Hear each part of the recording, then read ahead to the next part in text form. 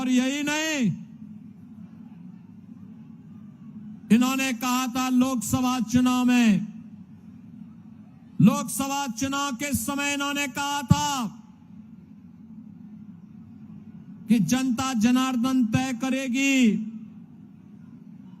मैं जनता की अदालत में हूं। और उस समय इन्होंने कहा था कि जनता तय करेगी कि मुझे इस्तीफा देना है कि नहीं देना है। बहनों और भाइयों, लोकसभा चुनाव में दिल्ली की सातों सीटें मोदी जी के कमल चुनाव चिन्ह पर देकर के दिल्ली की जनता ने अपना फैसला सुना दिया। लेकिन बहनों और भाइयों, न तो यह केजरीवाल एंड कंपनी, न तो जनता जनार्दन से किए हुए वादे पर अक्सरशः सही उतर पा रही है और नहीं बुनियादी सुविधाओं को देने में यह सफल रही है, बल्कि दिल्ली के अंदर अराजकता को बढ़ावा देने का काम इन्होंने किया है। आप सब जानते हैं, दिल्ली के अंदर जामिया मिलिया के आसपास सैकड़ों एकड़ लैंड उत्तर प्रदेश सरकार के सिंचाई विभाग की है। वहां पर भी आम आदमी पार्टी के जुड़े हुए पदाधिकारी और विधायकों ने तमाम जमीनों पर बांग्लादेशियों को जबरन बसाने का काम कर दिया था, अवैध कब्जे कर दिए थे, निर्माण कर दिए थे। मैंने कई बार दिल्ली की सरकार से कहा कि भाई ये अवैध कब्जा उत्तर प्रदेश की जमीन पर मत करो, मत करवाने दो, लेकिन जब ये नहीं माने, उन्होंने कोई सहयोग नहीं किया, तो बहनों और भाइयों, मुझे उत्तर प्रदेश से अपना बुलडोजर भेजना पड़ा था और बुलडोजर भेज करके मुझे फिर वो पूरी जमीन खाली करवानी पड़ी थी। और मैंने कहा है, दिल्ली को अगर किसी अच्छी दिल्ली के नागरिकों के लिए कोई सुविधा देने के लिए जमीन की आवश्यकता पड़ेगी, उत्तर प्रदेश सरकार जमीन देगी, लेकिन विदेशी घुसपैठियों को 1 इंच जमीन नहीं देंगे, 1 इंच जमीन नहीं देंगे। आज उत्तर प्रदेश सुरक्षित है क्योंकि डबल इंजन की सरकार है। आज उत्तर प्रदेश सर्वाधिक मेट्रो चला रही है क्योंकि डबल इंजन की सरकार है। आज उत्तर प्रदेश के अंदर सबसे अधिक एक्सप्रेसवे हैं क्योंकि डबल इंजन की भारतीय जनता पार्टी की सरकार है। उत्तर प्रदेश के अंदर सबसे बड़ा हाईवे का नेटवर्क है इसलिए क्योंकि डबल इंजन की भारतीय जनता पार्टी की सरकार है। उत्तर प्रदेश के पास रेलवे का सबसे बड़ा नेटवर्क है इसलिए क्योंकि डबल इंजन की भारतीय जनता पार्टी की सरकार है। उत्तर प्रदेश के पास रेलवे का सबसे बड़ा नेटवर्क है इसलिए क्योंकि उत्तर प्रदेश में डबल इंजन की भाजपा की सरकार है। उत्तर प्रदेश आज इंडस्ट्रियल इन्वेस्टमेंट का सबसे बड़े हब के रूप में स्थापित हो रहा है क्योंकि डबल इंजन की भाजपा की सरकार है।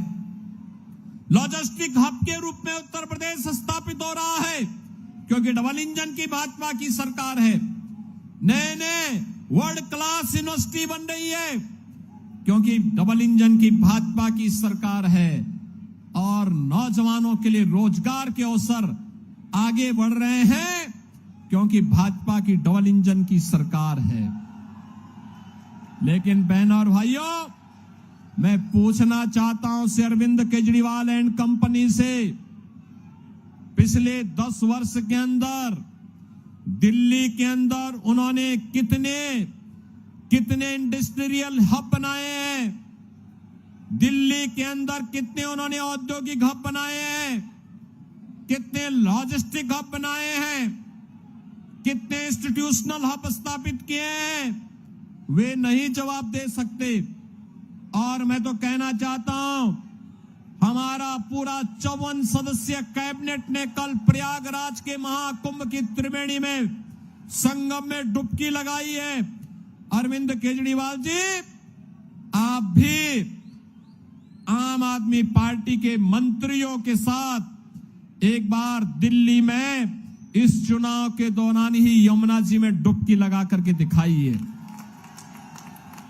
आपको पता लग जाएगा कि आपके काले कारनामे क्या हैं। अपनी विरासत के प्रति। आप यहां पर पुजारियों को मानदेय देने की बात करके झूठे वायदे कर रहे हैं।